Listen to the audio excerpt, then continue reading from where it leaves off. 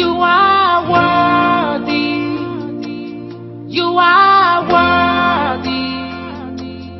You are worthy of my praise. Elaburu ìkẹ́ o, òrànmọ́ ní ṣàfàyà tí o, àrán ní ìbánilọ́ o. You are worthy. Ọba tó gbà mí là o, aláwọ̀ iná o, ìwọ nìkan lógo yẹ o. You are worthy. You are worthy. You are worthy. Ìwọ ló ní yàtọ̀ ńlá. Ni mo ṣe dé mo wá fi fún ọ. You are worthy. Ẹlẹ́mìí inú mi bàbá. Of my praise. Bàbá àwọn bàbá. Lion of the tribe of Judah. King in his majesty. Ruler of the universe. I tremble at your feet. Lion of the tribe of Judah.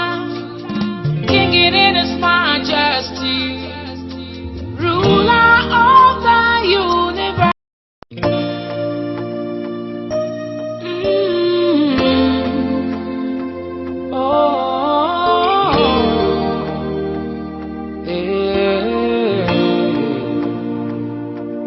You are worthy. You are worthy.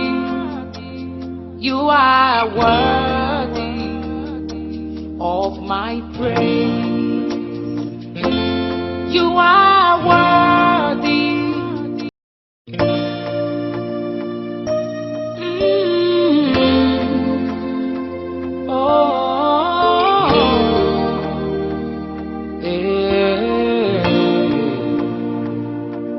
You are worthy. You are worthy. You are worthy of my praise. You are worthy. You are worthy. You are worthy of my praise. Elaburu ìkẹ́ o, òrànmọ́ ní ṣàfàyà tí o, àrán ní ìbánilọ́ o. You are worthy. Ọba tó gbà mí là o, aláwọ̀ iná o, ìwọ nìkan lógo yẹ o. You are worthy. You are worthy. You are worthy. Ìwọ ló ní yàtọ̀ ńlá. Ni mo ṣe dé mo wá fi fún ọ. You are worthy. Ẹlẹ́mìí inú mi bàbá. Of my praise. Bàbá àwọn bàbá. Lion of the tribe of Judah. King in his majesty. Ruler of the universe. I tremble at your feet. Lion of the tribe of Judah. King in his majesty. Ruler of the universe. Worthy of our worship. Ìwọ tó ń jọba lórí gbogbo ayé. Ìṣọ́ ayé, ìṣọ́ ẹ̀mí ẹ̀dá gbogbo. Olórí àgẹ̀lì, olórí ọ̀rọ̀. Ìwọ tó ń darí ayé àtọ̀run pọ̀. Ìwọ tó dá oorun tó òdìjú rí. Ọ̀pọ̀ kì ọ̀rọ̀.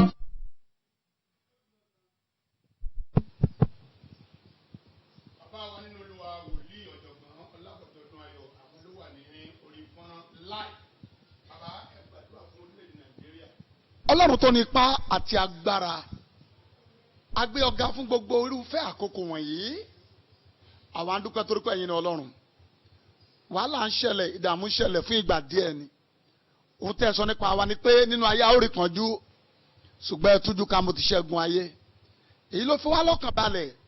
Gbogbo ẹ̀dá alààyè tó wà lórí ètò yìí tí ẹ ń ṣe fún gbogbo àwọn kọ́ńtàtì yín.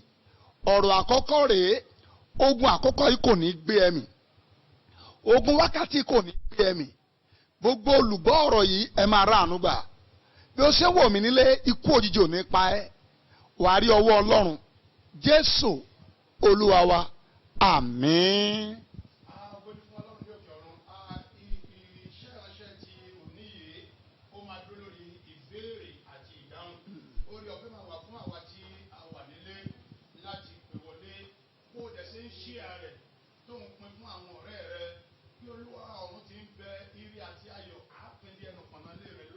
Amen.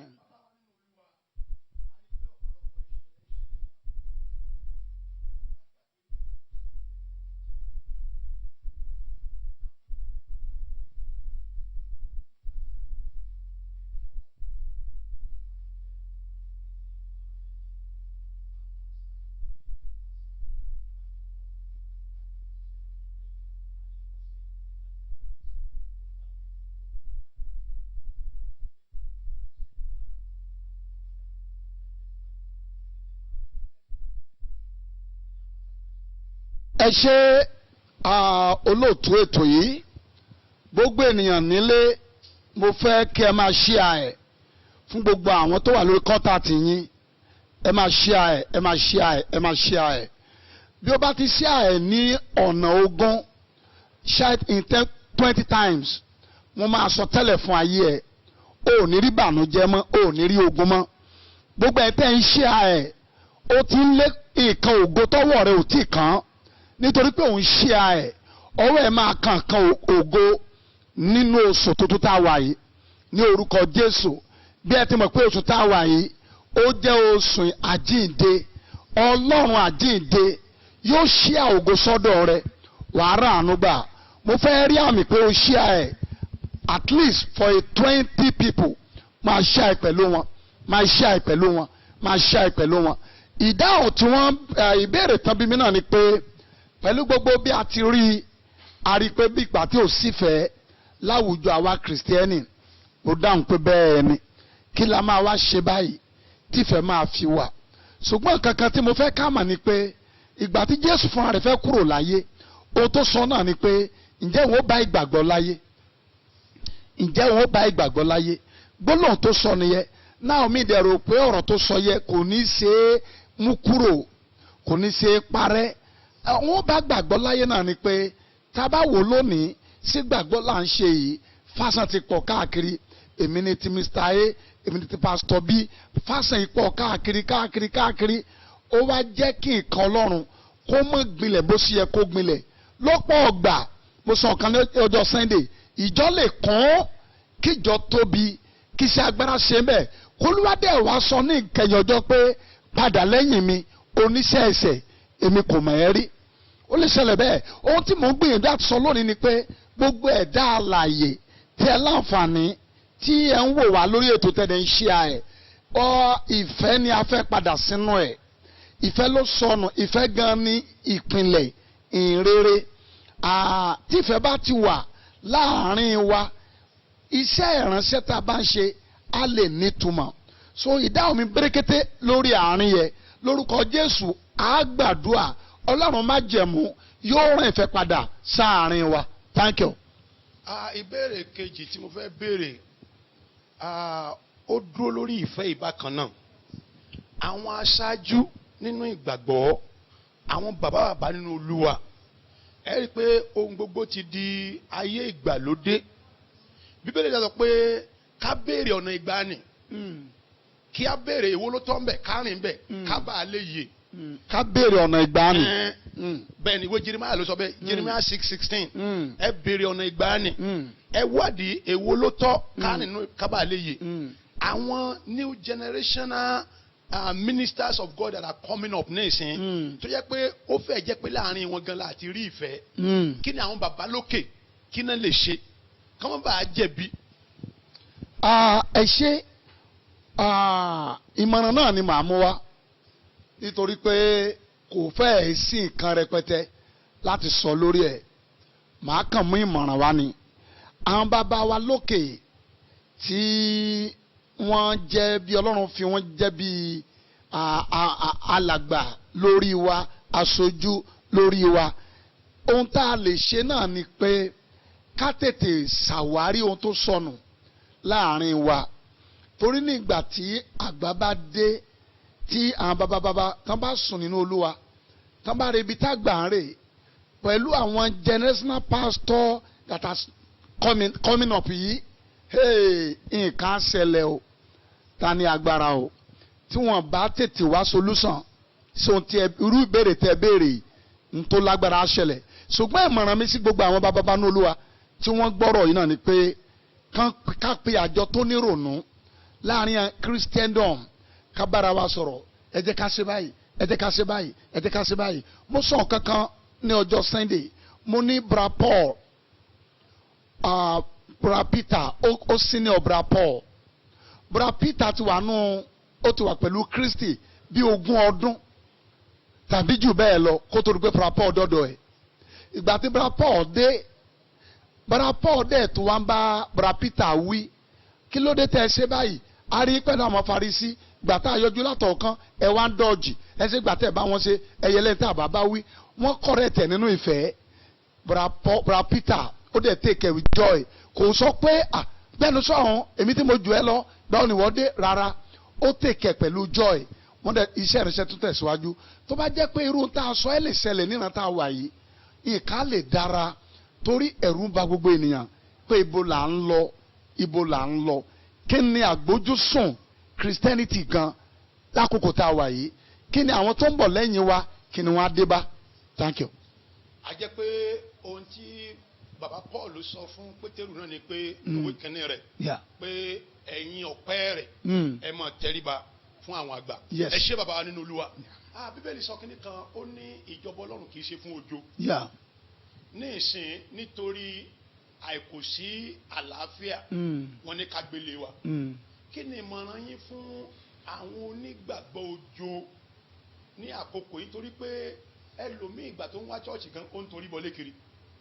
àkókò tí ó wá sí ìkójọpọ̀ mọ́ yìí kí ni ìmọ̀ràn yín kí irú àwọn èèyàn bẹ́ẹ̀ kọ́mọ̀ tún lọ kó sọ́wọ́. gbogbo àwa tí ohun tí wọ́n béèrè yẹn lágbára onígbàgbọ́ ojo àwọn aláìlè dúró níbì kan àwọn tí wọ́n lọ láti ibì kan síbì kan àwọn tí wọ́n gbomi àdúrà wọ́n fi lu àgúnmu ohun tí wọ́n mọ̀ láti bá wa sọ nìyẹn èmi lè sọ gbogbo ìwọ tí o ti mọ tó gbà tó ti mọ tó dùn àwọn èèyàn bí mi léèrè náà lánàá mo ní irú ìṣẹ̀lẹ̀ tó ṣẹ̀ lọ́wọ́lọ́wọ́ yìí a lè kórajọpọ̀ sí ilé wa a lè kórajọpọ̀ ilé wa lánàá láti bí ọ̀sẹ̀ bí méjì láti ìrọ̀lẹ́ bí aago 5 a máa bẹ̀rẹ̀ praise and worship àdèmásẹ́ di bí 9 bí 3 hours agbàdo àwọn orílẹ̀-èdè agbàdo fún state agbàdo gbogbo àwọn tó wà nípò agbàdo fún ìjọ wa à ń fi yẹn mú ọkàn ara wa dúró irú onígbàgbọ́ ojo ìwọ tó ń gbọ́ mi ipò tó wáyé àlátó lámọ́jú yẹn ò lè gbé ẹ̀mí ṣe bó o ní fóònù pé pásítọ̀ rẹ náà ṣe bó o ní fóònù pé wòlíì rẹ náà ṣe bó o ní fóònù alábàáyé ló lá o nǹkan báyìí ló ń là kọjá o torí irú gbélé ẹ tó ṣẹlẹ̀ gẹ́gẹ́ bí ìbéèrè yẹ ọ̀pọ̀lọpọ̀ àwọn kan míì ló ti máa ṣẹlẹ̀ tá a mú kọ́ ọ̀pọ̀lọpọ̀ àwọn ojo kan máa tibì kan máa wọbì kan ní ètò ìṣẹ́kú níbẹ̀ ó yẹ ká ń tá a gbàgbọ́ yẹ ó yẹ ká lè dúró nínú ẹ̀ ká gbàgbọ́ pé pẹ̀lú orí ọ̀fẹ́ Ọlọ́run kò sírú ogun kan tàbí wàhálà kan tó lè gbé wa mì àdúrà gbogbo ẹ̀yin tẹ́ ń gbé wa ni pé Ọlọ́run májẹ̀mú yóò mú yín dúró lórúkọ Jésù.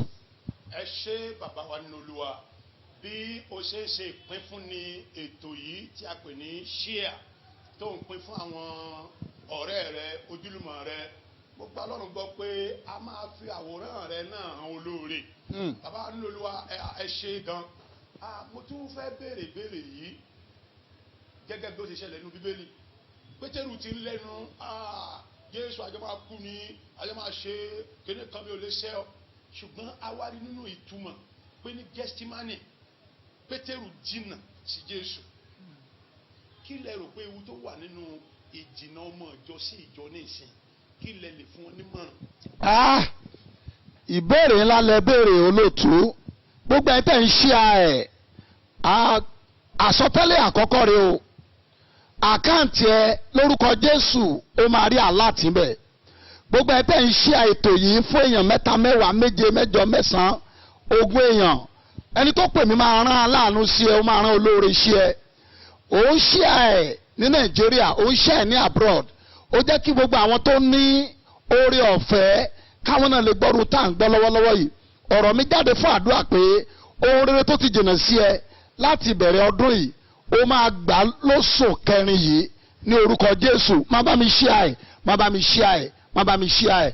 now ìbéèrè tán bí mi náà ni pé ewu wo ló wà báyìí fún àwọn ènìyàn tó jìnnà sí church ó léwu gan-an ewu wà ń bẹ gan-an lẹ́nu ọjọ́ mẹ́ta yìí báyìí ẹlòmíín wá lójoojúmọ́ gan ó sì ya léèkì kámọ́ ni pé ìgbà tó tẹ̀ wá sí àǹfààní ìkóra ẹni jọ ọjọ́ Friday báyìí irú èní a ò ní ṣe sọ́ọ́rù gbogbo ẹ̀ka wa káàkiri olúkúlùkù náà sùn lé ni kò sí program kankan àfàwọn tó bá láǹfààní tó bá connect mi lórí Facebook báyìí àwọn ló láǹfààní àti lè rí mi bẹ̀ ṣùgbọ́n ewu tó wà bẹ̀ náà ni pé tí a bá kíyèsára omi lè ti ẹ̀yìn wọ ìgbín lẹ́nu torí ẹlòmíì lè dìdàkudà ẹlòmíì lè jẹ poison tí bá lè yẹn jẹ poison kì í ṣe poison tó máa pààyàn ẹlòmíì lè kú òun Olúwa ẹlòmíì àwárọ̀ kiri àti bẹ́ẹ̀ bẹ́ẹ̀ lọ lẹ́nu àárọ̀ yàrá wọn tó ti pè mí káàkiri pé bàbá àwọn rọbí lọ́wọ́ o ọmọ ti mú àwọn o mo dẹ̀ gbàdúrà fún wọn ẹ lọ bí tí church wa wà ní abà ẹ̀yìn ẹ ra òróró ẹ ra omi but àwọn tí church wa ò sí nílùú wọn àwọn náà lè pe agbàdúrà fún wọn agbàdúrà sómi fún yín agbàdúrà sóró fún yín ewu tó wà ní kájìnà sí church báyìí èyàn ó dìdàkudà torí eléèbó wípé idu hand is a working workshop idu hand ọwọ́ tó bá dilẹ̀ ní èṣù máa bẹ̀ níṣẹ́ gbogbo ẹ̀yin tẹ́ ń gbọ́ ètò yẹn má jẹ́ kéṣù bẹ̀ yín níṣẹ́ àkókò tá a wà yìí léwu gan tí a bá láǹfààní àti lọ church tí a bá láǹfààní àti gbàdúrà tí a bá láǹfààní àti wo ọ̀rọ̀ Ọlọ́run ó léwu gan ṣùgbọ́n mo gbàdúrà gbogbo ẹ̀yin tẹ́ ń gbọ́ mi pé lákòókò bíi eléyìí ogun ò ní gbé ẹ̀mí o ò dẹ̀ ní dídàkudà ní orúkọ Jésù. ẹ ṣé bàbá wa nínú Olúwa a jẹ́ pé ohun tí ẹ sọ ní ìsìn an idle hand is an instrument for devil. Yeah. lórúkọ Olúwa ọwọ́ tèmi Sátánì ò ní lò fún ibi o. Amen. bàbá mo fẹ́ kàbí kan nínú ìwé Àìsáyà. Okay. mo wá fẹ́ kẹfì gba ọmọ orílẹ̀-èdè Nàìjíríà nímọ̀ràn. Okay. ìwé Àìsáyà 26:20. Isaiah 26:20. Yeah. mo fẹ́ kẹfì gbà wá nímọ̀ràn. Okay. ó ní wá ènìyàn mi. Yes. wọ inú ìyẹ̀wù rẹ lọ. wọ inú ìyẹ̀wù rẹ lọ. ṣe ilẹ̀kùn rẹ mọ́ ara rẹ. fi ara rẹ pamọ́. Yes. bí ẹni pé ní ìṣẹ́jú kan. Yes. títí ìbínú náà yóò fèrè kọjá. Yes. mo wá fẹ́ kẹ́ gbà wá nímọ̀ràn pẹ̀lú ohun tí ìjọba ń sọ ní àkókò yìí pé ká fìdí mọ́lé fún ọ̀sẹ̀ méjì ọ̀sẹ̀ mẹ́ta kí a fi wojú kòkòrò coronavirus yìí. mo wá fẹ́ kẹ́ gbà àwọn kọlọ̀rọ̀ sí tán tí ń rìn káàkiri kórajọpọ̀ kí ni ìmọ̀ràn yín fún wọn. mo lè sọ báyìí gbogbo ẹ̀yin tí ẹ jẹ́ ọmọ ìjọ wa àti ọ̀pọ̀lọpọ̀ tí ẹ kì í sọ ọmọ ìjọba ṣùgbọ́n tẹ́ láǹfààní àti kọsẹ̀ bá ètò yìí tàbí tán ṣíà program yìí sí orí ẹ̀rọ rẹ tí o dẹ̀ láǹfààní àti máa wo Baba Love lórí fọ́nrán yìí ìmọ̀ràn mi rẹ o mo lè sọ pé lẹ́nu lọ́ọ́lọ́ yìí kí gbogbo wa wọnú àwẹ̀ àti àdúrà ó lè máa jẹ́ ìrọ̀lẹ́ àwẹ̀ kì í pani àwẹ̀ máa ràn yàn lọ́wọ́ ni ètò máa rìn kiri ètò máa jẹjẹkújẹ kí gbogbo èèyàn pátá ká wọnú àwẹ̀ àti àdúrà ọlọ́jọ́ 5 ọlọ́jọ́ 6 fi ẹgbẹ́ra rẹ ró dúró sílé ká ọ̀rọ̀ Ọlọ́run àwọn nǹkan wọ̀nyí máa ràn wá lọ́wọ́ ìmọ̀ràn mi nìyẹn o torí èṣù fẹ́ lo ìṣẹ̀lẹ̀ tó ṣe lọ́wọ́lọ́wọ́ yìí èṣù fẹ́ lò ó láti mú kí ogunlọ́gọ̀ àwọn ènìyàn kan ti bàjẹ́ kó tó di pé ọ̀rọ̀ coronavirus yìí ó kúrò ńlẹ̀ èṣù fẹ́ lò ó ni ǹjẹ́ mọ̀ pé ẹlòmíràn lọ church mọ́ tipa wàhálà yìí bá kúrò ńlẹ̀ ṣùgbọ́n mo gbàdúrà gbogbo ẹ̀ tẹ́ láǹfààní tí ẹ̀ ń wo ètò yìí tí ẹ̀ dẹ̀ ń ṣíà ẹ̀ mo sọ ní orúkọ Olúwa fún ìwáyé yín pẹ̀lú ìpè ńlá àti àṣẹ ńlá ẹ máa rà àánú gbà ẹ dẹ̀ máa rí ọwọ́ Ọlọ́run ní orúkọ Jésù Ọlọ́run tó gbéṣẹ́ ìkalẹ̀ tí ẹ láǹfààní tí ẹ̀yin náà ń pín nínú oore ọ̀fẹ́ ńlá yìí mo sọ tẹ́lẹ̀ a ò ní jọ jẹ̀bi. Ohun tó dáa jù ni pé bí irú àkókò yìí ti rí, kí ni ìmọ̀ràn wa fún gbogbo àwọn ènìyàn tí wọ́n láǹfààní àti lọ bí àdúrà? Ó ti lọ bí ọ̀sẹ̀ mẹ́ta báyìí, lọ bí ọ̀sẹ̀ méjì báyìí tá a lè ṣe ẹ fàyè fún ààwẹ̀ nílé. Ẹ má fi gbogbo ẹ̀ máa jẹun, ó lè ṣẹlẹ̀ bẹ́ẹ̀. Ẹ fàyè fún ààwẹ̀. Bí ẹ bá ń gbà ààwẹ̀, màá fi nọ́mbà mi ta lórí ètò yìí. Ẹ máa pè mí. Tí ẹ bá pè, màá dá yín lóhùn, màá gbàdúrà fún yín. Nọ́mbà mi màá fún yín báyìí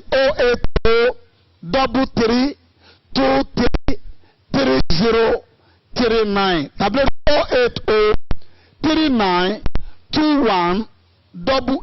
08039218850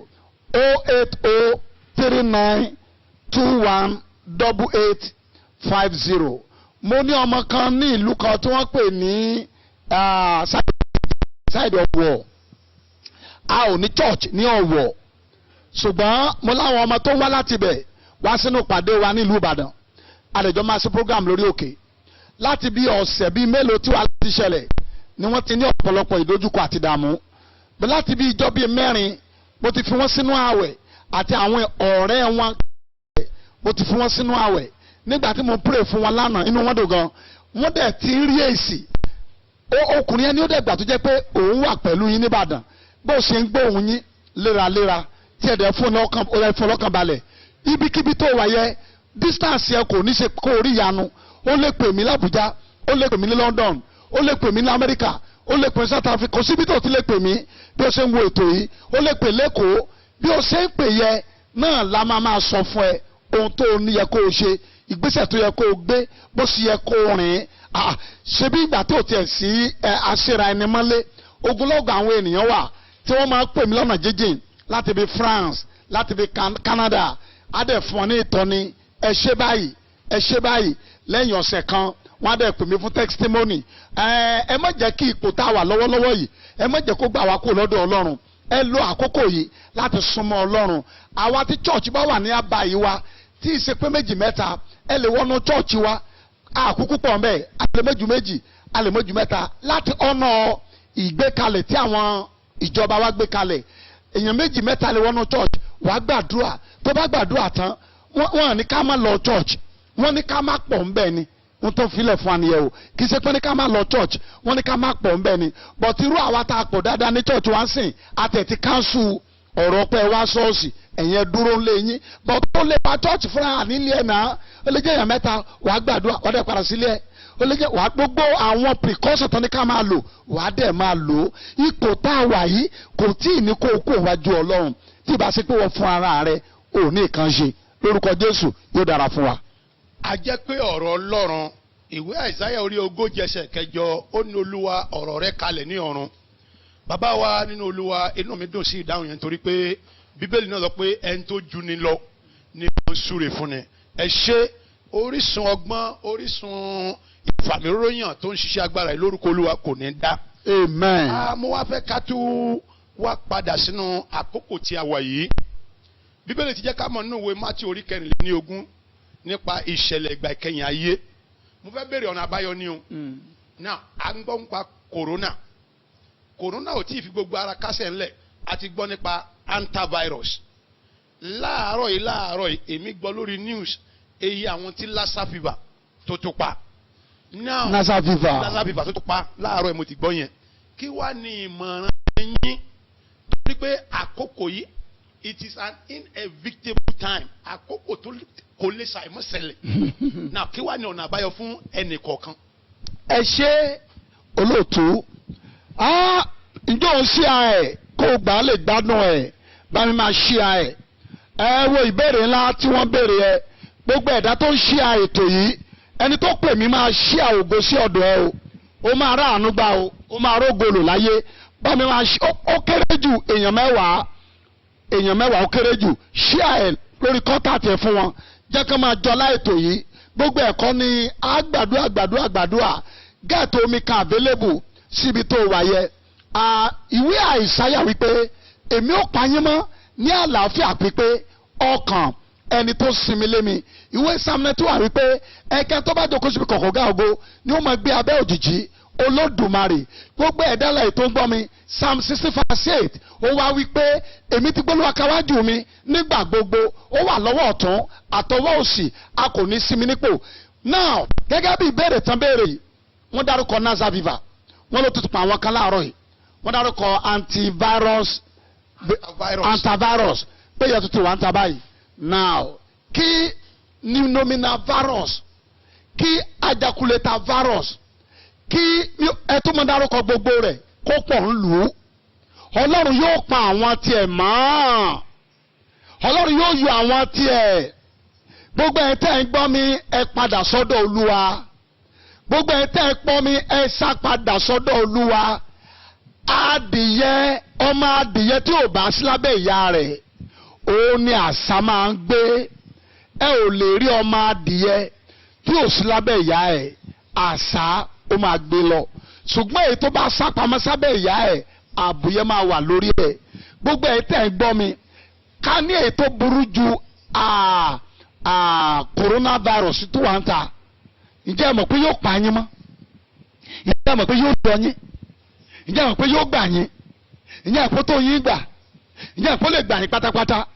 Ọmọ mi kan ṣèjẹ́rìí ká ló wà ń bí lọ́wọ́lọ́wọ́ báyìí ní blessing bá ní kó wá sọ testimony rẹ̀ kẹ́ ẹ gbọ́ lẹ́nu ẹ̀ ṣùgbọ́n mi ò pé wà ní lọ́dọ̀ mi báyìí bá ní kó wá sọ ẹ̀rí ẹ̀ kí ni ẹ̀rí ọmọ yẹn ní bí ọ̀sẹ̀ tó kọjá a kàn wá fún program ní church program tá a wá sí àwọn bíi mẹ́ta àbí márùn náà ni o kí lè gbogbo èèyàn o ó dẹ̀ kúrò ó wá ń lọlé nígbà tó ń lọlé ó wá bọ́ sáàárín àwọn adigunjalè ní ọjọ́ àwọn tó bọ́ sáàárín wọn yìí òun náà ti páyà ó ti wà panic ó ti páyà ní àwọn adigunjalè yẹn lọ́wọ́ ọ̀dájí níbi aago 5 dájí wọ́n ṣe fíjì wọn lọlé bó ṣe rí báyìí who are you kálílẹ̀ èmi ni pẹ̀lú tí bọ̀ ó ló ń bọ̀ láti church ni church wọn ló ti wá olùsọ̀sì baba love ló ń lọ church baba love tó wà ní sọ́ọ̀mẹ̀ ó ní bẹ́ẹ̀ ni so ní newsletter dání ìwé kan wà tá a pè ní newsletter àti lò bí 20 years ago ìwé yẹn ó ti pẹ́ tá a ti lò gbẹ̀yìn ọmọ yẹn wá béèrè lọ́wọ́ ẹ̀ pé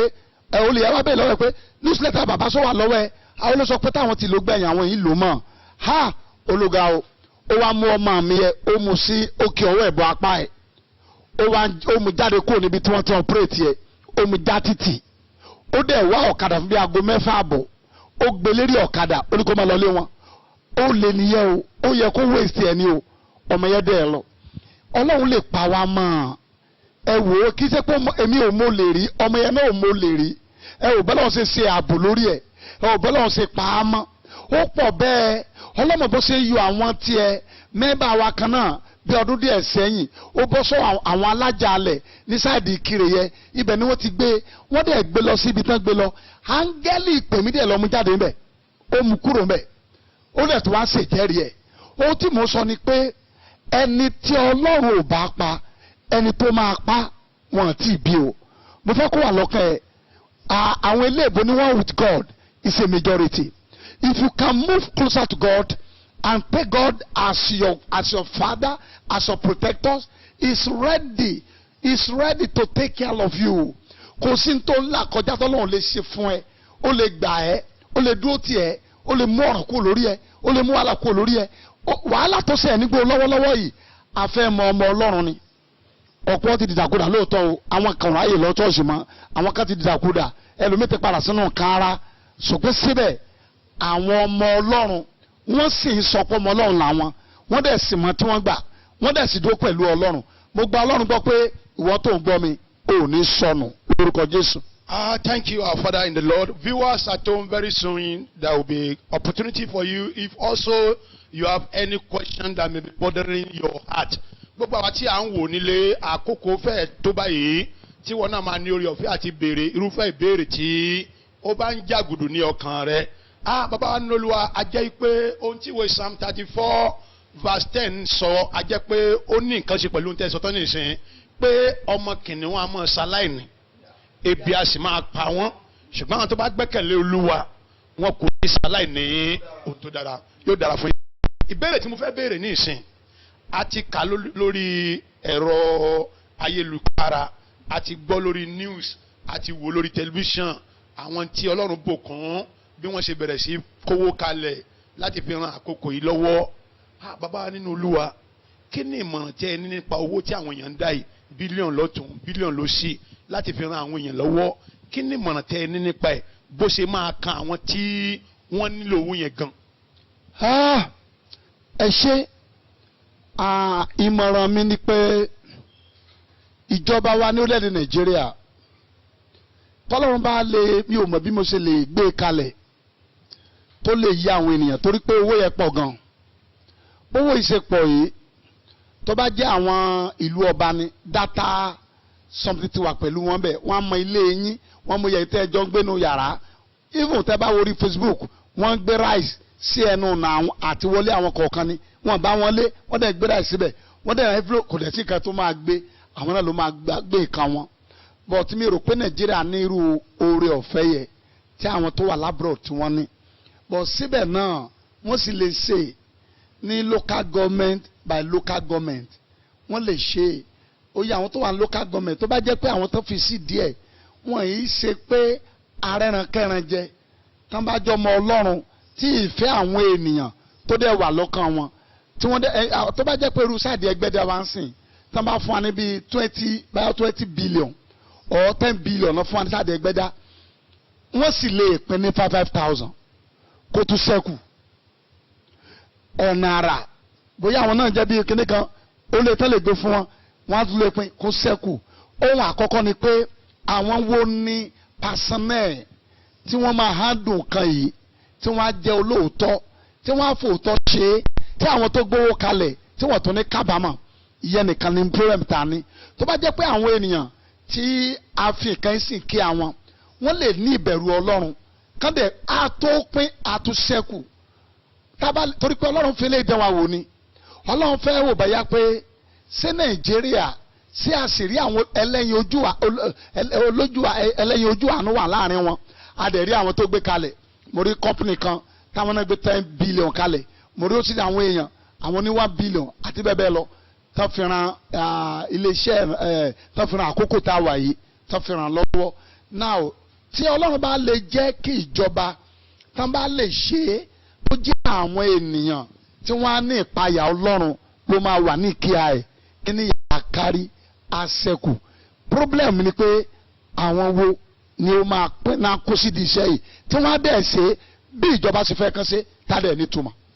ẹ ṣé bàbá nínú Olúwa ìbéèrè mi yóò fẹ́ jọ ìbéèrè tí mo ti béèrè ṣùgbọ́n mo fẹ́ kẹ́tù fẹsẹ̀ rẹ̀ múlẹ̀ dáadáa àkókò yìí a ti mọ̀ pé kò sí ìfọ̀kànbalẹ̀ ìlà ìlò ìpayà wà kí lohun tó kàn torí pé ní ìsìn ọ̀pọ̀lọpọ̀ ìmọ̀ràn láti ń rí ra òrí fi pawọ́ fi tọ́ ẹnu kòrónà ó sá lọ mọ́mi gbígbóná kòrónà ó sá lọ tẹsẹ̀ bọyọ̀ kòrónà ó sá lọ ṣe gbá mọ̀ gógóró kòrónà ò ní súnmọ́dọ̀ rẹ àti bẹ́ẹ̀ bẹ́ẹ̀ bẹ́ẹ̀ lọ àwọn èèyàn tiẹ̀ lo chloroquine nílùú Èkó tó yẹ pé ẹlòmíì ẹ̀mí ẹ̀fẹ́ ẹ̀ bọ́ tán now nílùú àkókò yìí kí ló kàn sá.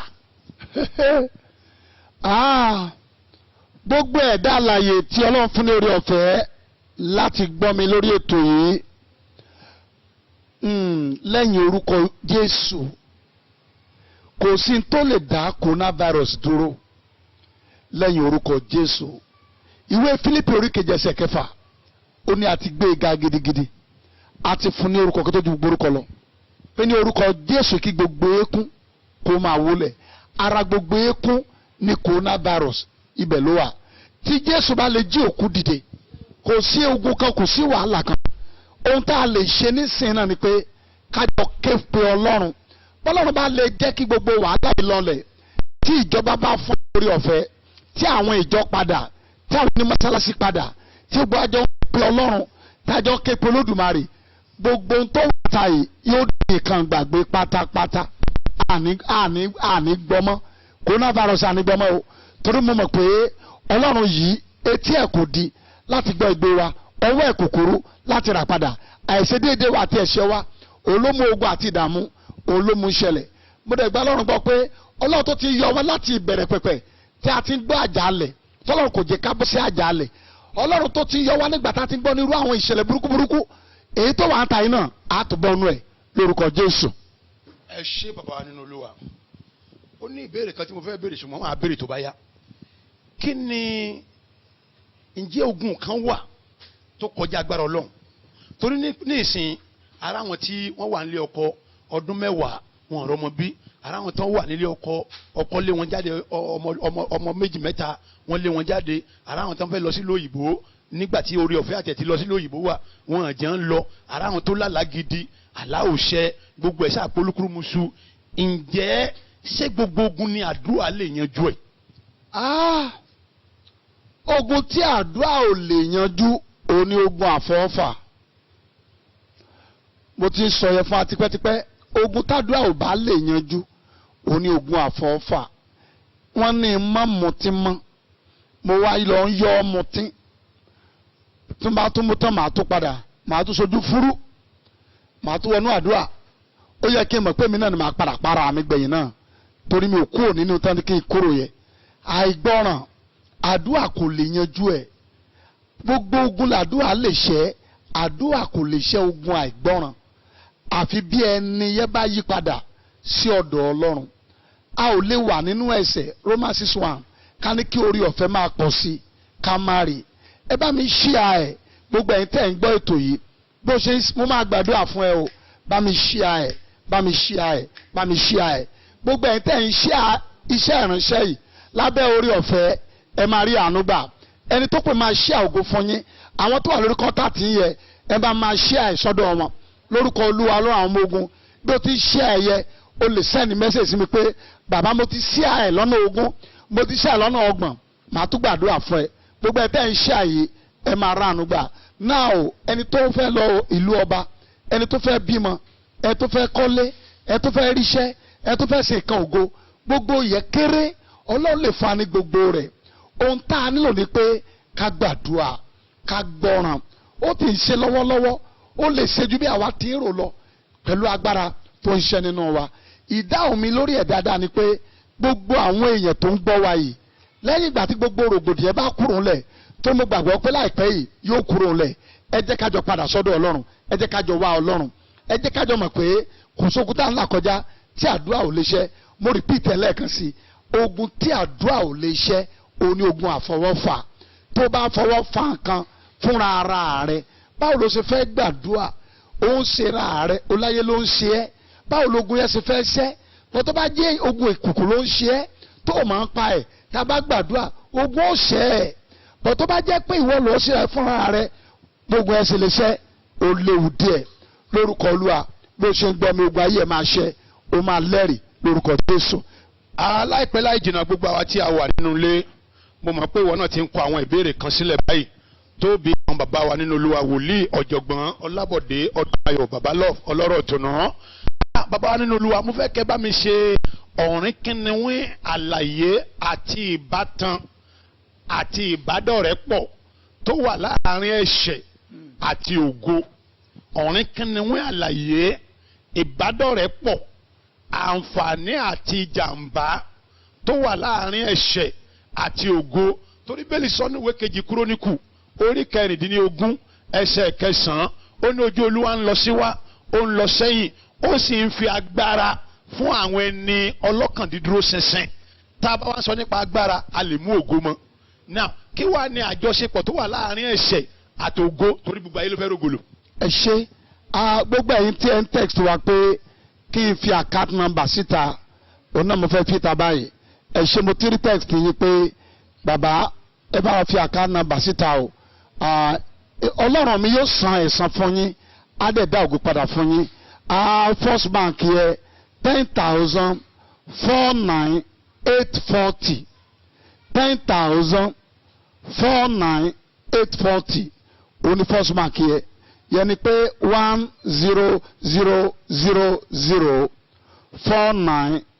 1000049,840.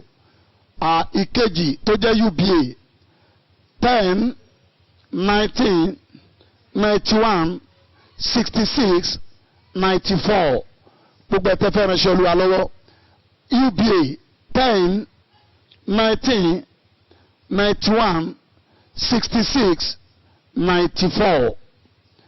Ìkẹta Polaris 177 066 29 63 Polaris 177 066 2963. àwọn nọ́mbà máa tún pé ká tún pé lórí ètò nọ́mbà mẹ́ta nìyẹn First Bank UBA Polaris. wọ́n ní kí n ṣàlàyé ọ̀rẹ́ kẹ́nẹ́wín tí ó wà nípa ẹ̀ṣẹ̀ àti kílẹ̀ pé yẹ ògo àti ògo. torí pé gbogbo ayé ló fẹ́ rògo lò. yà gbogbo ayé ló fẹ́ kọ́wọ́ ọ̀run yọ sókè. bẹ́ẹ̀ ni ẹ ṣe ìdáhùn mi ni pé kò rọrùn kéèyàn wà nú ẹ̀ṣẹ̀ Romans 6:1 ló sọ bẹ́ẹ̀ kó ní kí orí ọ̀fẹ́ kó máa pọ̀ sí i ó ní ká má rè. Isaiah 59:1 ó ní etí Olúwa kò di tí kò fi gbọ́ bẹ́ẹ̀ ni ọwọ́ rẹ̀ kò kúrú tí ò fi ra padà ṣùgbọ́n èrè kọjá yín ló jẹ́ kó gbójú kúrò ní ọ̀dọ̀ yín. ẹ̀ṣẹ̀ lóró gan ẹ̀ṣẹ̀ máa ń fààyàn lẹ́ẹ̀dí ogun ni ẹ̀ṣẹ̀ ní agbára iṣẹ́ tí ẹ̀ṣẹ̀ máa ń ṣe ó máa ń da ìrìn àjò yàn rú. ẹ̀ṣẹ̀ dàbí omi ògo dàbí iná gbogbo ògo tá a mú wáyé ó dàbí ẹyin iná tó ṣe kẹ̀kẹ̀kẹ̀kẹ̀ tí ẹyin iná bá pọ́n dáadáa tán bá jù sí sínú ẹ̀ kí a ló máa jiná. ògo dàbí ẹyin iná ẹ̀ṣẹ̀ dàbí omi bó ti wù kí ẹyin iná iná tí àwọn tó ń sun àgbàdo tàbí iná tí wọ́n fi ń ṣe iná oven tó fi ń ṣe bread tí wọ́n bá gbé bread sínú ẹ̀ ẹ rí i pé láàrin ìṣẹ́jú mẹ́wàá ó ti jiná ìyẹn ní ògo. bí náà yẹn ó ṣe kẹ̀kẹ̀kẹ̀ tó yẹ tí wọ́n bá da omi sí ó máa pa gbogbo iná yẹn ni iṣẹ́ tí ẹ̀ṣẹ̀ ń ṣe nìyẹn. ẹ̀ṣẹ̀ máa pa ògo ni ẹ̀ṣẹ̀ máa da ìrìn àjò òru ni ẹ̀ṣẹ̀ máa jẹ́ kí gbàgbé ẹni ni ẹ̀ṣẹ̀ máa tààyàn sínú wàhálà ni ẹ̀ṣẹ̀ máa jẹ́ kí ìrìn ọdún kan kó di 40 ọdún mọ́ yàn lọ́wọ́. iṣẹ́ tí ẹ̀ṣẹ̀ ń ṣe nìyẹn ó lágbára olóró gan o ṣùgbọ́n tí Ọlọ́run bá lè ràn yàn lọ́wọ́ tí a bá lè kúrò nínú ẹ̀ṣẹ̀ ó rọrùn fún wa láti gbé ìgbé ayé tọ́lọ̀ fẹ́ ká gbé. àdúrà wa tètè máa gbà ká tún pè yóò ti gbọ́ ká tún béèrè yóò ti dáhùn. ẹ̀ṣẹ̀ máa ń bà kan jẹ́ ni ìyẹn ni àlàyé lórí ẹ̀ tó ní ṣe pẹ̀lú ẹ̀ṣẹ̀. ẹ̀ṣẹ̀ ajẹ́ pé ẹ̀ṣẹ̀ àtògo wọn ìsọmọ ìyá. rárá o. ògo ni fún Ọlọ́run ní òkè ọ̀run. àwa tí a wà nílé bí o ṣe ń pín fún ọ̀rẹ́ rẹ lórílẹ̀‐èdè ní òkè òkun Ọlọ́run tó níṣẹ́ yìí ibi gbogbo tí ògo ìbáwáyé rẹ wà yóò jagbà yóò sì wá gbé bá ọ lórúkọ Olúwa. ẹ ṣé bàbá nínú Olúwa. Yorùbá gbàgbọ́ pé ohun tá a fi ohun tó bá jọun la fi wé wọn. àkókò tá a wà yìí ó jẹ́ àkókò ọ̀làjú tàbí kí n sọ pé àkókò àwọn èwe tàbí àkókò àwọn ọ̀dọ́. bàbá wa nínú Olúwa ìmọ̀ràn ni mo fẹ́ kẹ́ ẹ gbà wá gẹ́gẹ́ bí ìránṣẹ́ Ọlọ́run. a rí Ẹ́sítérì gbogbo ìmọ̀ràn Mọ́dékáì ló tẹ̀lé ó tinú ọmọ òrukàn bọ́ sínú ògo ayérayé. a rí Jákọ́bù nílé Lábánì ó tiẹ̀ sọ fún Jákọ́bù ó sọ fún Lábánì 20 ọdún mo fi sìn ọ́ nǹkan kan rẹ̀ ò sọnù. bàbá nínú Olúwa mo fẹ́ kí ẹ bá wa sọ̀rọ̀ àwọn ọ̀dọ́ ọ̀sìn tó yẹ pé ọwọ́ epo la fẹ́ lá ṣetán àti rìnrìn àjò àti láwọ́ epo ju pé ká sà bọ́ sínú epo ká máa láwọ́ epo lọ kí ni ìmọ̀ràn yín sà. ẹ bá fẹ́ láwọ́ epo sìn ògàn yóò múra o ó ṣe ó dẹ̀ fẹ́ jẹ ó léwu díẹ̀ ìyẹn ní ọ̀pọ̀lọpọ̀ gẹ́gẹ́ bí ìbéèrè yẹ tó o bá ṣe báwo Ọlọ́run kì í sojú ṣáájú ènìyàn ohun tí ènìyàn bá gbìn ni ènìyàn máa ká ibi tó bá dẹ̀ ṣe sí ló ti máa láǹfààní. ìmọ̀ràn mi fún àwọn ọ̀dọ́ ni pé ẹ ní sùúrù ẹ mọ́ gbé pọ̀ olùpì ẹ gbàgbọ́ pé ẹ̀yin náà máa tó dénú ògo yín bí nǹkan ṣe lákòókò yìí tá a bá wò ó nǹkan ò san mọ́nà dáadáa lóòótọ́ ọkọ̀ téèyàn fẹ́fẹ́ lè mọ́ lówó lọ́wọ́ ṣùgbọ́n pẹ̀lú àdúrà tó bá ti lọ́jọ́ ọ̀la rẹ̀ máa mú ògo jáde. òun gbọ́ ètò yìí lọ́wọ́lọ́wọ́ ọjọ́ ọ̀la ni ká máa wò ẹ má jẹ́ ká wo èní tó bá jẹ́ ẹni lòun wò ẹni tó rò pé ó lè ràn ẹ́ lọ́wọ́ yẹ bẹ́ẹ̀ ògo wà lọ́wọ́ ẹ̀ lẹ́nìí ó dẹ̀ lè jẹ́ pé ohun tó wà lọ́wọ́ ẹ̀ yẹ gan fúngbà díẹ̀ ni tí ògo yẹ bá tán tí ìyà bá dé ibo ló fẹ́ fojú sí. èmi sọ fún gbogbo ọkàn tó gbọ́ mi pé ìwọ àti wòlíì rẹ ìwọ àti pásítọ̀ rẹ ẹ di ọ̀rẹ́ kòríkòsùn. ẹ máa béèrè ìtọ́ni lọ́wọ́ ara yín lóòrèkóòrè ní gbogbo ìgbà sódà tó ò nílé láǹfààní àti bọ́ sínú ogun. mo ti rí ogun lọ́gọ̀ tó jẹ́ pé ní irú àyà àná gààrí àti kúlíkúlí ni wọ́n mú sùn. irú àárọ̀ yìí wọ́n tún wá ń jẹ toast bread pẹ̀lú tíì. afẹ́ mọ̀ bẹ̀rẹ̀ báwo lẹ ṣe rí àwọn ní pé ọlọ́run náà ni o ọlọ́run náà ni o ọlọ́run náà ni o. ìwọ tó gba ìyanu gbọ́ tó ń gbọ́ mi lọ́wọ́lọ́wọ́ yìí ọlọ́run ìyanu ń bọ̀ láti rìn ẹ́ lọ́wọ́ láti dá sọ̀rọ̀ ẹ̀. gbogbo ẹ̀ tẹ́ ń ṣe ayẹ mo dúpẹ́ lọ́wọ́ ọlọ́run ayé yín bẹ́ẹ̀ ti ṣe ayẹ ẹ máa ránu gbà ẹ máa láṣeyọrí lórúkọ Jésù. All the viewers at home, wherever you may be, this country, all over the world, as you could see, our Father in the Lord is on here, and he has been able, according to people's request, to send out the bank account of the church in order to assist the ministry. I want to tell you, and I want to be frank with you, when you assist the work of God, you are assisting yourself. David said in 1 Chronicles 29 verse 2, he said, with all my power, with all my strength, I have provided for the house of my God. So if you financially support this ministry, you are supporting the house of your God. And you are banking it because a day is coming when you will retrieve it back. Bí Olúwa ti ń bẹ, bí àwọn ènìyàn ṣe béèrè ìwé ìfowópamọ́ láti ránṣẹ́ ìránṣẹ́ ìlọ́wọ́ tí bàbá wa dẹ̀ ti sọ síta tí mo dẹ̀ gbàgbọ́ pé wọ́n á tún sọ fún wa bí o ṣe ń ṣe bẹ́ẹ̀. Bàbá Dáfídì pé pẹ̀lú gbogbo ipá àwọn agbára wọn lòun fi pèsè fún ilé Olúwa.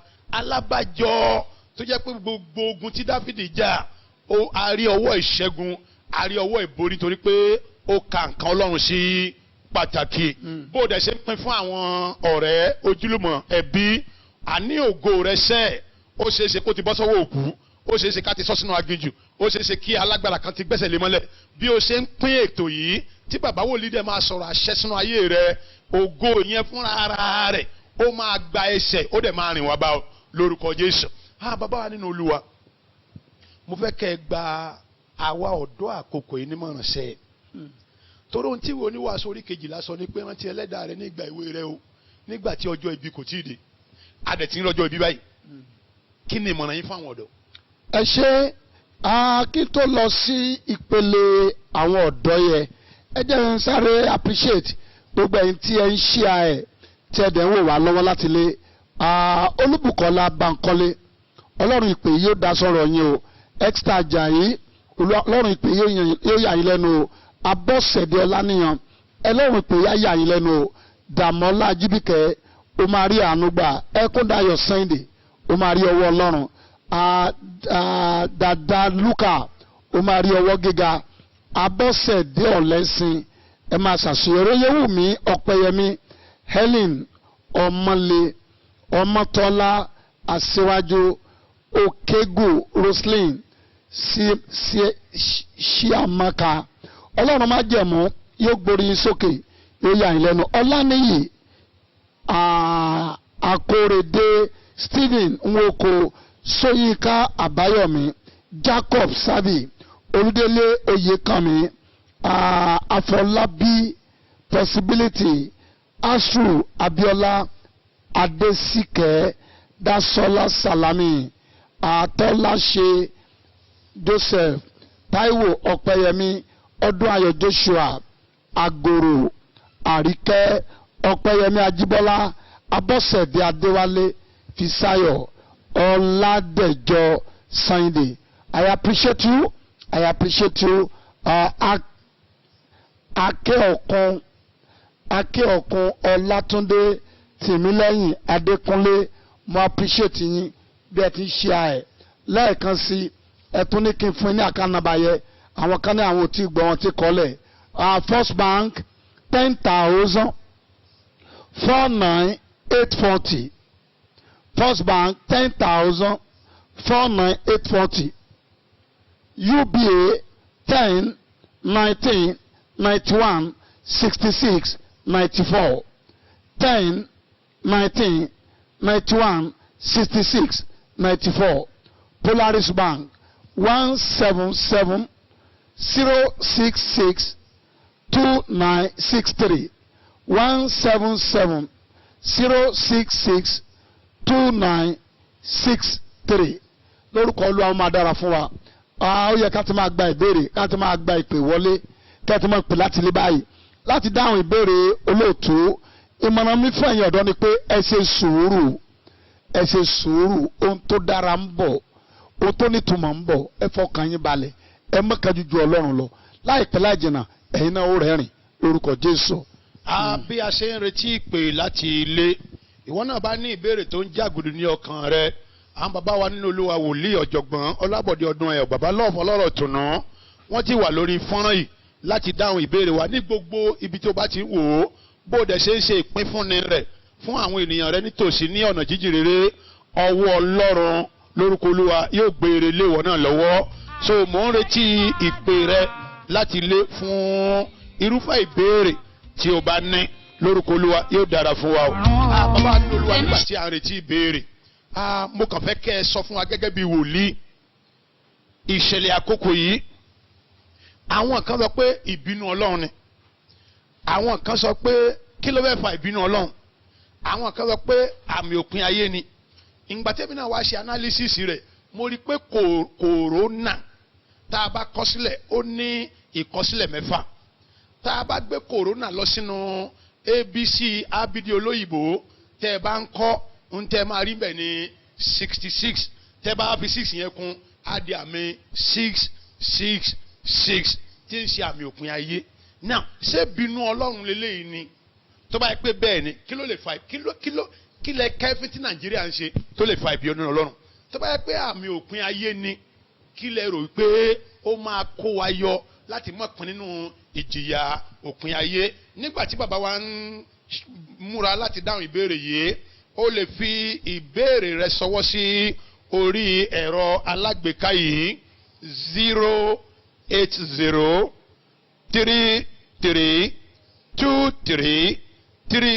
08033233039. Màá pè lẹ́ẹ̀kan sí, ó lè fi ìbéèrè rẹ sórí ẹ̀rọ alágbèéká yìí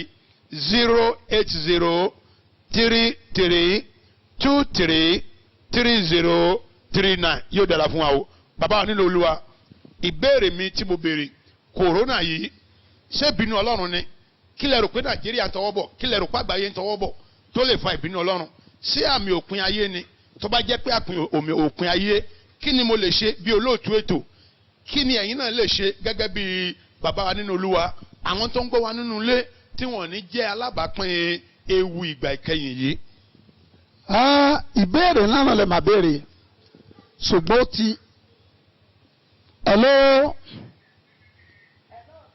ẹ pẹ̀lẹ́ mà, kí lórúkọ yín bẹ́ẹ̀ láti pè? Ẹ ṣe mà, mo ń gbọ́ yín mà. Ok, pẹ́ mà, mo ń gbọ́ yín mà. Yes ma.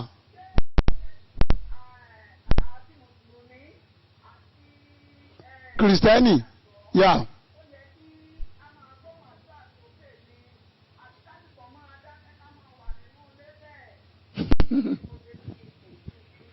Ìbéèrè ńlá lẹ béèrè mà, ìdáhùn lánàá dẹ̀ ní dáhùn. Tí Kristẹni bá dákẹ́ sílé, tí Mùsùlùmí dákẹ́ sílé, ogun tó padà túbọ̀ àjà wa máa ju kòrónà lọ. Ohun tó ṣẹ́gun, tó lè ṣẹ́gun tá à ń là kọjá ní àdúrà. Mo lè fìyẹn náà dápọ̀ pẹ̀lú tó ń béèrè lákọ̀ọ́kọ́. Ohun tó ṣe lọ́wọ́lọ́wọ́ yìí ẹ̀ṣẹ̀ ni. Ọlọ́run ti ń bínú. Kì í ṣe Nàìjíríà nìkan, gbogbo orílẹ̀-èdè láyé ló bínú sí. Ọlọ́run á fẹ́ ká fi eléyìí padà sọ́dọ̀ òun kó tó di pé àkókò ìkólọsókè àwọn àyànfẹ́ ó máa gbórí wọlé. Ọlọ́run ó fẹ́ ká fi eléyìí múra alẹ̀ ni. Ìdáhùn mi lórí ẹnìyẹn. Ṣùgbọ́n ká jòkóó lé ká má gbàdúrà, yálà Mùsùlùmí yálà Kristẹni, ó léwu gan.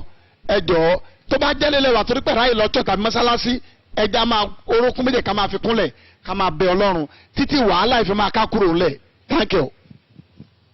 Ògo ni fún Ọlọ́run a jẹ́ pé. hello hello ma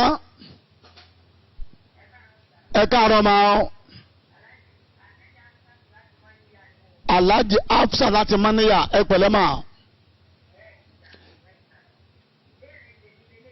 okay ma.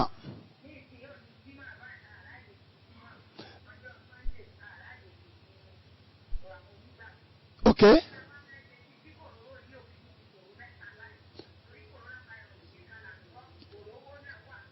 kòrówó náà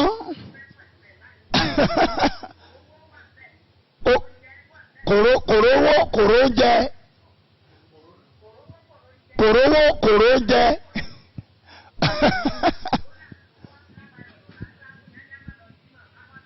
ká má lọ ṣọ́ọ̀ṣì.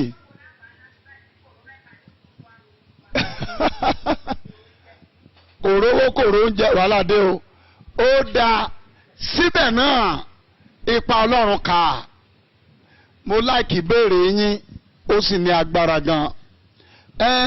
Ìdáhùn mi náà ni pé kí gbogbo àwa ènìyàn tí a ti mọ Ọlọ́run ẹja sì mọ képe Ọlọ́run tí a bá ń képe mo gbàgbọ́ pé láìpẹ́ ìdáhùn àdúrà máa dé a dẹ̀ máa yin Ọlọ́run kòró oúnjẹ yìí gbogbo ẹ̀ máa dín nǹkan tá a gbàgbé lórúkọ Jésù. hello. ok Abọ́sẹ̀dé Ọlẹ́sìn yes mo ń gbọ́ yín. ok. ìbéèrè tí mo fẹ́ béèrè ni pé kí láti lè bọ́ lọ́wọ́ ogun ẹ̀jẹ̀ kí ẹ̀jẹ̀ ló ń fa ogun ẹ̀bólà oríṣiríṣi ìṣẹ̀lẹ̀ sí wa yìí kí ni ìfẹ́ tá a lè ṣe kí láti lè bọ́ lọ́wọ́ àìsàn yìí ìyẹn number 1 pa.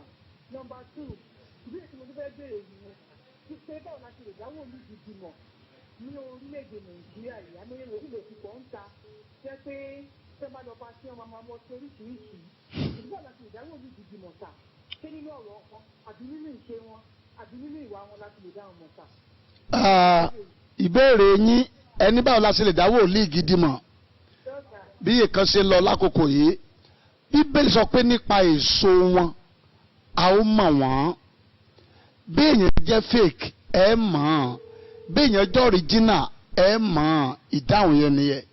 ìdáhùn kejì ẹ̀ṣẹ̀ ló ń fa ogun tá à ń là kọjá yìí mo sọ lẹ́ẹ̀kan Olúwa máa gbà wá nínú ẹ̀ṣẹ̀ á dẹ̀ ṣàánú wa lórúkọ Jésù. Yeah. hello. hello. ẹ káàárọ̀ ma o. Kàfílà láti bo látọ̀dẹ òmu. ok kí ni ìbéèrè yín.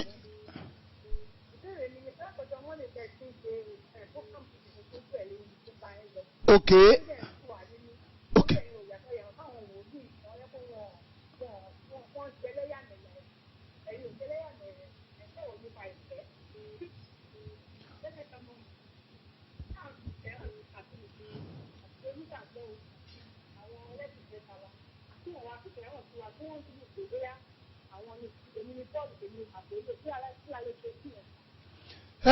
ẹ ṣe ohun tẹ́ ẹ béèrè náà ni ẹ̀kọ́ tí mo kọ́ wa ní ọjọ́ Sunday tí mo ní ìfẹ́ tó sọ̀rọ̀ láàrin àwa Christianity pé ìyẹ̀fà ogun tó ń jà wáyé mo mọ̀ pé pẹ̀lú ọ̀rọ̀ Ọlọ́run bó tiẹ̀ jẹ́ pé ohun tá à ń là kọjá lọ́wọ́lọ́wọ́ ni pé ǹjẹ́ òun bá gbàgbọ́ láyé ìyẹn ni ohun tó ń ṣẹlẹ̀ lọ́wọ́lọ́wọ́ Jésù ló sọ bẹ́ẹ̀ ó dẹ̀ ti ṣẹlẹ̀ bẹ́ẹ̀. hello.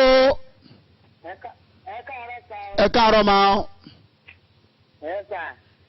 kí lórúkọ yín bọ́lá tí pè é. dada. ok. látòkè àdó sà. látòkè àdó kí ni ìbéèrè yín mà. ìbéèrè mi ní sà. ẹ sùn mà. ẹ kú sí Olúwa gan-an. Olúwa ẹ kọ́kọ́ kí yín. ẹ ṣe mà. láti bí ijọ́ mẹ́ta tí mo ti ń gbọ́ prógráàmù yín. yes ma. gbogbo ìròyìn tí mo ti ẹ̀ ń rò ó mọ́kàn mi balẹ̀ ó mọ́kàn mi fúyẹ́. thank you. èmi ti ń rò pé bó mo ṣe fẹ́ ṣe. a ti ń gbọ́ fáwọn kan tí ń kọ́ ọmọ lọ sódò bẹ́ẹ̀ sódò. a ti ń gbọ́ ìwàásù yìí ó ń dùn mọ́ wa nínú ó ń tù wá nínú lójoojúmọ́. thank you ma. Ọlọ́run ò ní fi yín sílẹ̀. amen amen ẹ̀mí amen Ọlọ́run ò ní dágbére fún yín. amen amen kí wàá ní ìbéèrè yín báyìí.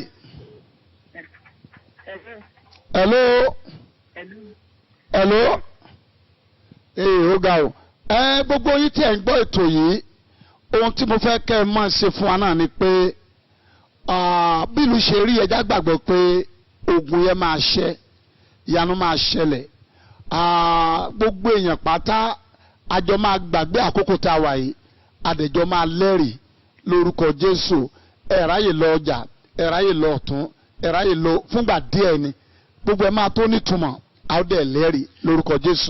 mọ̀mọ́ òkè àdó yẹn tó tọ́nà sọ o. mọ̀mọ́ òkè àdó bẹ́ẹ̀ ni. ní ẹ tẹ́ sọ pé ọ̀rọ̀ tẹ́ ń sọ yìí ó ń fún àwọn ní ìtùnú torí pé àwọn èèyàn ti lọ ń gbé ọmọ sọnù.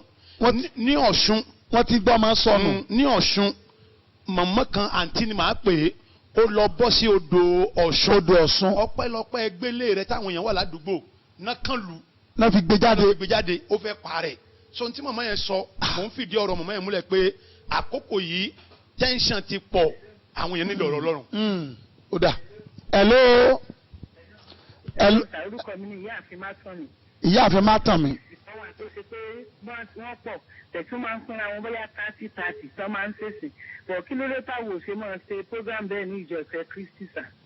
pé ní ọ̀dọ̀ wa ní chọ́ọ̀chì baba love pé ká máa ṣe ká máa jókòó ní bí ọgbọ̀n àbí.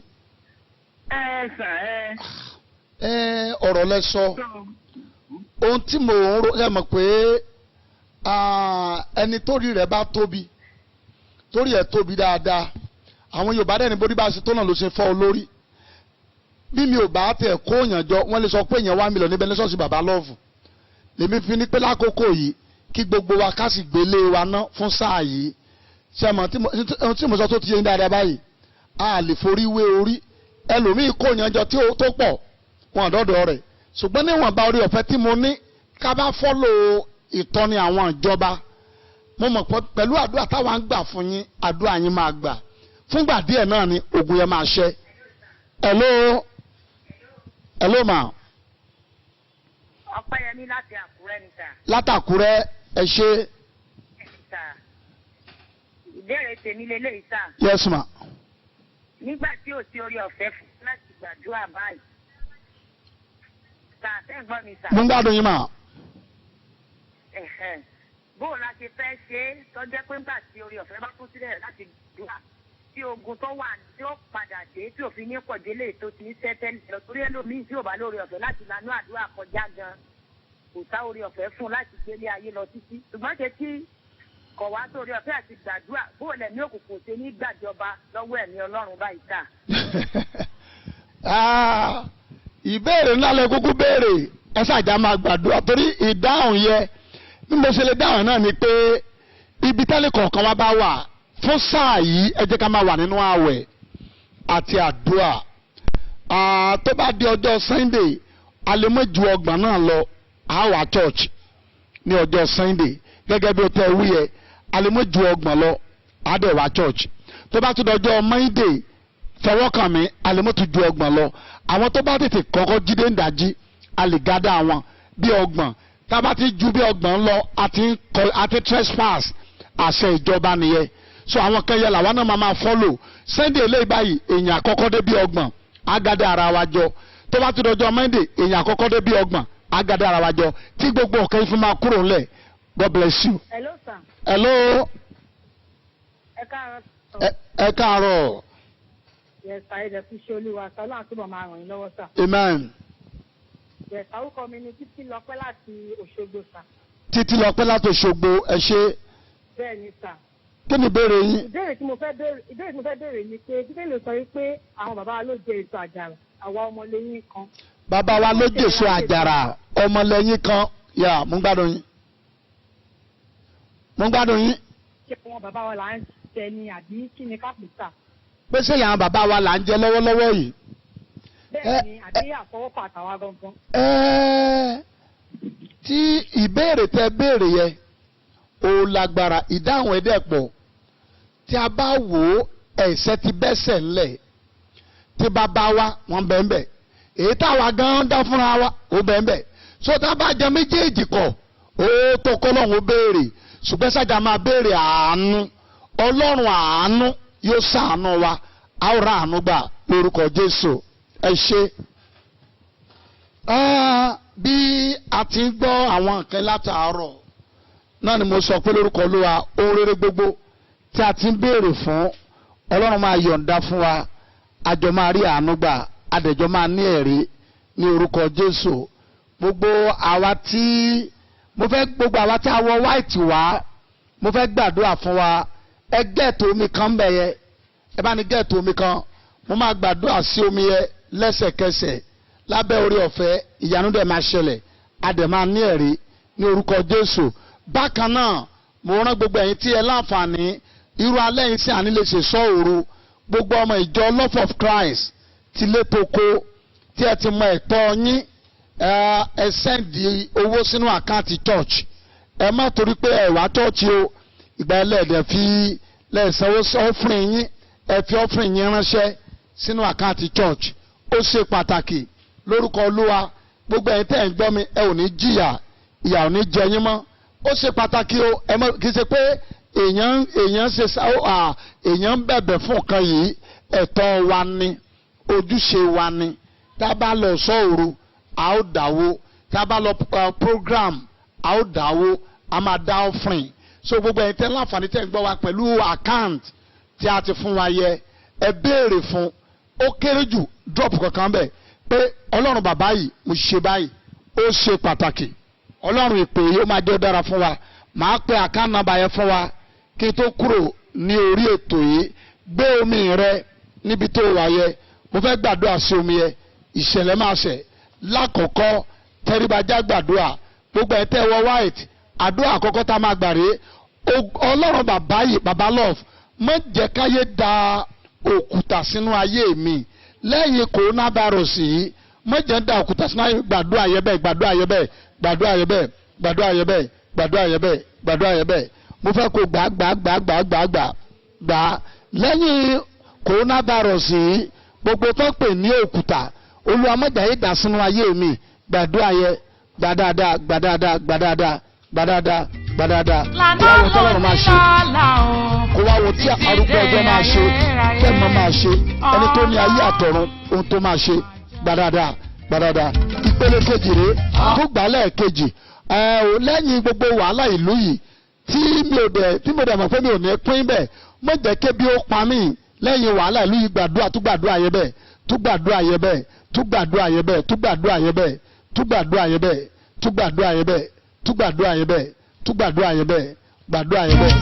Ìpele kẹta rèé, gbogbo ẹ̀yin tẹ́ ń gbọ́ mi, ẹ sọ fún Ọlọ́run, ètò Ọlọ́run fún ayé mi jẹ́ kó wá sí ìmúṣẹ ní ọdún 2020 yìí. Ẹ gbàdúrà yẹ bẹ́ẹ̀, ẹ gbàdúrà yẹ bẹ́ẹ̀, ẹ gbàdúrà yẹ bẹ́ẹ̀, ẹ gbàdúrà yẹ bẹ́ẹ̀, ẹ gbà dáadáa, ẹ gbà dáadáa, ẹ gbà dáadáa, ẹ gbà dáadáa, ẹ gbà dáadáa, ẹ gbà dáadáa, ẹ gbà dáadáa, ẹ gbà dáadáa. Jésù Olúwa wa, àmín. Gbogbo yẹn di ọwọ́ mọ́ orí níbikíbi tẹ́ bá wà. Gbogbo àwa tá à ń ṣe ẹ̀ fún gbogbo àwọn tó wà lórí contact wa, mo appreciate yín o. Ẹni tó ní ọ̀run àtayé yóò ṣí àwògo sí ọ̀dọ̀ wa, ẹ sì máa ṣí ẹ̀. Ẹ jẹ́ káwọn ìmárí gbogbo tó ṣẹlẹ̀ yẹ. Mo fẹ́ gbàdúrà fún wa, ó di ọ̀ranyàn, àjọ máa ránu gbà, àdẹ̀jọ́ máa ní ẹ̀rí ní orúkọ Jésù. Gbólóhùn ọ̀rọ̀ jáde, gbogbo ẹ̀ tẹ́ ń gbọ́ mi lónìí, ìlérí Ọlọ́run kó ṣẹnu ayé ẹ, kó ránu gbà, kó ránu gbà, kó ránu gbà, kó ránu gbà. Orí tí o gbé ọwọ́ lé yẹ, ayé ò ní pè é pa, ogun ò ní gbé ẹ̀mí, ò ní wọ wàhálà, ò ní wọnú ogun. Má jẹ̀mú ibi okú olórí ẹ, wọnú àṣeyọrí, wọnú àlùyọ. Bẹ́ẹ̀ ni kó rí. Ogun coronavirus kó parẹ́, Lassa fever kó parẹ́. Gbogbo àwọn ogun tán lọ́tà ń gbọ́ nípa wọn yẹ, a ò ní gbọ́ wọn mọ́. Ìwọ máa gbé lálàáfíà, ìwọ máa gbé lálàáfíà, ìwọ máa gbé lálàáfíà. Ìwọ tó lọ́kọ, ó ní ọkọ. Ìwọ tó ní aya, ó ní aya. Ìwọ tó ní iṣẹ́, ó ní iṣẹ́. Ìwọ tó ní dàrú fún, ọ̀nà àṣì fún ẹ. Gbogbo ẹ̀ tẹ́ ń béèrè àánú tọ̀nà dí ọ̀nà àlà lórúkọ Jésù. Ọ̀nà àlà máa ṣí àì, máa ṣí àì, máa ṣí àì, máa ṣí àì. Ọ̀nà àlà fún ẹ lórúkọ Jésù. Ọ̀nà àlà fún ẹ lórúkọ Jésù. Ọ̀nà àlà fún ẹ. Ọlọ́run ìpè yóò mú ọ̀nà rẹ, yóò mú là pátápátá. Ó rí ọwọ́ Ọlọ́run. Ègún ìdílé, ègún ìran kò ní rẹ̀ ẹ́ mọ́. Èpè ìdílé, èpè ìran kò ní nípa lórí ẹ. Wọ́n bí gíga lọ, wọ́n bí ẹ̀rí lọ. A ó fìrè wá ẹ rí, a ó fìrè wá ẹ kàn, a ó fìrè wá ẹ rí, a ó fìrè wá ẹ kàn. Gbogbo tó sọnù ní rere a ó dà padà sọ́dọ̀ rẹ. Bíbélì pé gbàtà dákú lọ sórí padà. Ó dàbẹ̀ tó rún àlá. Ìkólọ rẹ láti àìmọye ọdún lórúkọ Jésù àdàpadà àdàpadà máa sàmì máa sàmì máa sàmì máa ṣe àì máa sàmì. Gbogbo ìwọ tó ní ọmọ mẹ́ta ọmọ mẹ́tẹ̀ẹ̀ta bàbá kọ̀ọ̀kan ni wọ́n. Ó dẹ̀ ń sunkún lórí ẹ̀ kò tiẹ̀ yí ẹ mọ́. Nǹkan ti dàrú. Gbọ́ wàá ránu lónìí. Ó ránu gbà lónìí. Ó ránu gbà lónìí. Ó ránu gbà lónìí. Ó ránu gbà lónìí. Ó ránu gbà lónìí. Ó ránu gbà lónìí. Ó rí ọwọ́ Ọlọ́run. Ó rí ọwọ́ Ọlọ́run. Ó rí ọwọ́ Ọlọ́run. Omi tó wà lọ́wọ́ ẹyẹ, omi tó gbé dání yẹ, àṣẹ wọnú ẹ̀, àṣẹ wọnú omi ẹ̀, àṣẹ wọnú omi ẹ̀, àṣẹ wọnú omi ẹ̀. Irú tó lè wà lára rẹ tó bá ti mọ omi yẹ, ò ní rí nǹkan yẹn mọ́. Ó lálàáfíà, ó rí fọwọ́ kàn, ogun máa ṣẹ́, ó máa ní ẹ̀rí, bẹ́ẹ̀ ló máa rí, ó máa ti rí bẹ́ẹ̀ o, ò ní jagun mọ́ o, ó ti rí bẹ́ẹ̀ o, ò ní jagun mọ́ o, ó ti rí bẹ́ẹ̀ o, bẹ́ẹ̀ lórí. Ọ̀nàlà ogun ṣẹ́, mo fi àkókò gbàdúrà fún gómìnà wa ní ìpínlẹ̀ Ọ̀yọ́, gọ́vnọ̀ Ṣèyí Mákindé, kọ́lọ́ gbàdúrà fún wọn, kọ́lọ́ dì wọ́n mú, kó bá wọn ṣiṣẹ́, àárẹ̀ ò ní ṣe wọ́n. Gbogbo tó ń ṣe alákòókò yìí yóò kà kúrò, ọwọ́ Olúwa yóò kàn wọ́n o, agbára Olúwa yóò kàn wọ́n o, Ọ̀yọ́ state ò ní bàjẹ́ o, Nàìjíríà ò ní bàjẹ́ o, a máa tẹ̀síwájú sí o. Ilé kọ̀ọ̀kan tó ti wo ètò yìí ẹ ní sunkún mọ́ bẹ́ẹ̀ o, ilé kọ̀ọ̀kan tó ti wo ètò yìí ẹ ò ní sunkún mọ́ bẹ́ẹ̀ o, ilé kọ̀ọ̀kan tó ti wo ètò yìí ẹ ò ní sunkún mọ́ bẹ́ẹ̀ o. Ibi kí tó ti wo bàbá lọ́ọ̀fù lọ́wọ́lọ́wọ́ ibi ò ní jẹ́ tiẹ̀, wàhálà ò ní jẹ́ tiẹ̀, gbogbo ẹ̀ tẹ́ ṣíà ẹ̀ Ọlọ́run mi o, kó yà yín lẹ́nu, kó yà yín lẹ́nu, kó yà yín lẹ́nu, kó yà yín lẹ́nu, kó yà yín lẹ́nu, kó yà yín lẹ́nu, kó yà yín lẹ́nu. Bẹ́ẹ̀ ni kó rí, ó ti rí bẹ́ẹ̀, àdúrà yóò gbà. Jésù Olúwa wa, àmín àmín àmín lórúkọ Jésù. Ẹ mú gègé kí n fi nọ́mbà account number Esther lẹ́ẹ̀kan sí àti phone number tí ẹ bá fẹ́ pè 08033233039 08033233039 tàbí 08039218850 08039218850 lórúkọ Jésù madara fún wa. Ẹ mú gègé ẹ kọ àwọn nọ́mbà yìí sílẹ̀. First Bank 10,000 49840 10,000 First Bank ni ẹ o 10,000 49840 UBA 10 19 91 66 94 UBA ni ẹ o 10 19 91 66 94 Polaris 17 70 66 29 63 Polaris ni ẹ o 17 70 66 29 63 lórúkọ Olúwa màá retí ọwọ́ yín lórí àwọn ètò yẹn. Ẹ̀rí máa tẹ̀lé ọ̀rọ̀ rẹ, ò ní dààmú mọ́ lórúkọ Jésù. Gbàgbọ́ pé ogun tẹ̀rí lónìí nì ẹ ò ní rí mọ́ láláyé. Mo tún sọ lẹ́ẹ̀kan sí gbogbo ẹ̀ka wa ní Òṣogbo, ẹ̀ka wa ní Èkó, ní Àjà, ní Abẹ́òkúta àti ní Ìbàdàn. Ẹ pè kẹ́ bèrè bí program bá ṣe ń lọ. Láìpẹ́ láì jìnnà ire àtàánú ó máa jẹ́ tiyín. Ẹ máa rí ọwọ́ Ọlọ́run, ẹ máa rí àánú gbà. Ẹ̀yin ìjọ wa lẹ́kọ̀ọ́ ṣe mọ̀ pé ọ̀sẹ̀ yìí ni ọ̀sẹ̀ àwárí wa. Bẹ́ẹ̀ ni ìyá oníkẹ́ mọ́ sẹ́ndì ọ̀fùnrin yín, gbogbo ẹ̀yin ìjọ wa tẹ́ wà lẹ́kọ̀ọ́ kò ní kẹ́ mọ́ sẹ́ndì ọ̀fùnrin yín rárá. Ẹ wà ń lé yẹ ẹ sẹ́ndì ọ̀fùnrin yín lórúkọ Olúwa ó máa dára fún yín, ẹ máa rán àánú gbà. Ẹ ò ní jẹ́ aláìní. Ọlọ́run tó ti jẹ́ ká mọ̀ yín fún ògo yìí ẹ ò ní di aláìní, a ò dẹ̀ ní sọ yín nù lórúkọ Jésù. Bye.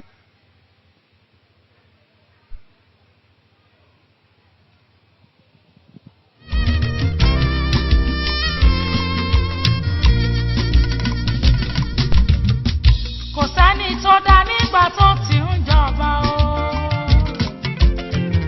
A ò tọwọ́ ẹ̀dá kan hun